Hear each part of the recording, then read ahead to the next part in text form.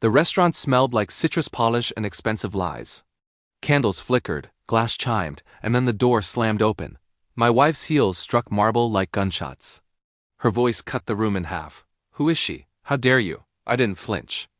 I didn't look away from the woman across from me. Elegant, calm, devastatingly beautiful in a way that felt earned. I smiled slow and surgical. "Meet your lover's wife," I said softly. "We're finalizing our divorce." Silence detonated. Forks froze mid-air. A waiter dropped a tray. My wife's face drained of blood as if someone had pulled a plug. The woman across from me reached for her wine, unbothered. We had practiced that gesture. It mattered. That moment, her eyes scrambling for reality, was the last piece clicking into place. The end of a long confession I'd been writing in my head for months. I didn't always know how to be cold. I learned. I used to remember my wife by her laugh. It had a tilt to it, like she was always almost embarrassed by joy. We met young, built routines like fortresses, Sunday coffee, shared playlists, inside jokes that could silence a room. Look back then. Felt like safety. The first crack was small. A phone turned face down. A pause before answering my questions. Nothing dramatic, nothing that could stand up in court, just a quiet shift in gravity. I told myself I was paranoid that marriages change, that work gets busy, that affection matures into something quieter. But quiet isn't the same as empty, and our house had started echoing. She stopped touching me in passing, stopped asking about my day.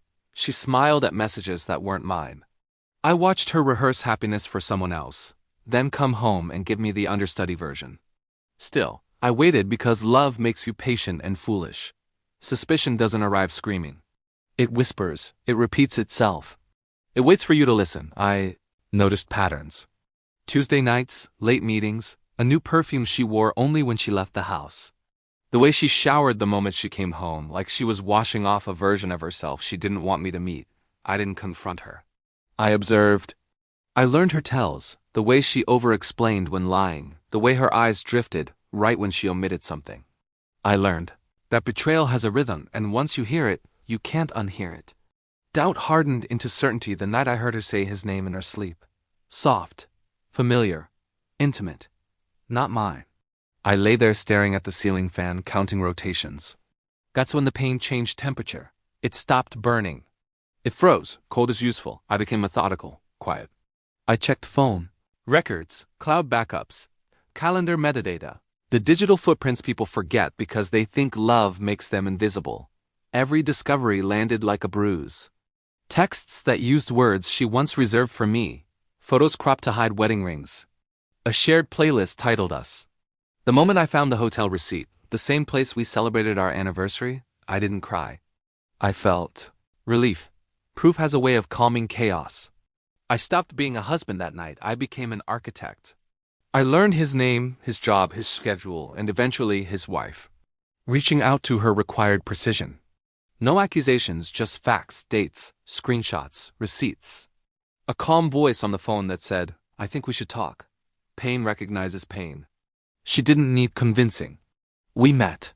In daylight, neutral ground, two people bonded by someone else's deception. She was composed, sharpied, and stronger than she realized. I liked her immediately, not romantically, strategically. We compared notes, timelines aligned with horrifying elegance, lies overlapped like blueprints. That's when the plan stopped being theoretical. Revenge isn't rage. Rage is sloppy. Revenge is patience sharpened into a blade. We didn't rush, we waited. Collected more proof. Let them grow comfortable. Let them believe they were winning. I filed for divorce quietly, financials prepared, assets documented. I became agreeable, kind even. My wife mistook calm for weakness. That miscalculation cost her everything. The dinner reservation was my idea. Public place, classy witnesses. I invited my date, told my wife I was working late. Timing mattered, so did seating. The angle of the room, the proximity to the entrance. We chose a table that turned the reveal into theater.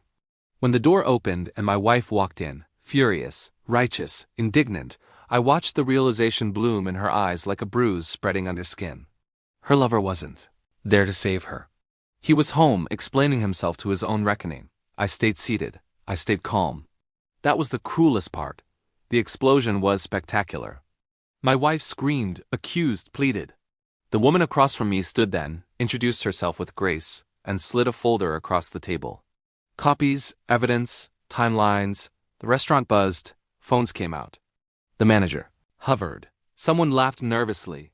I watched my wife's world collapse without lifting a finger.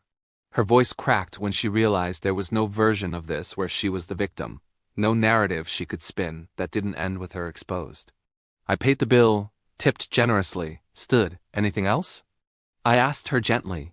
She said my name like it was a question. I didn't answer. Walking out felt lighter than forgiveness, cleaner than closure. Aftermath is quieter than people expect. Lawyers talked, papers moved, stories circulated.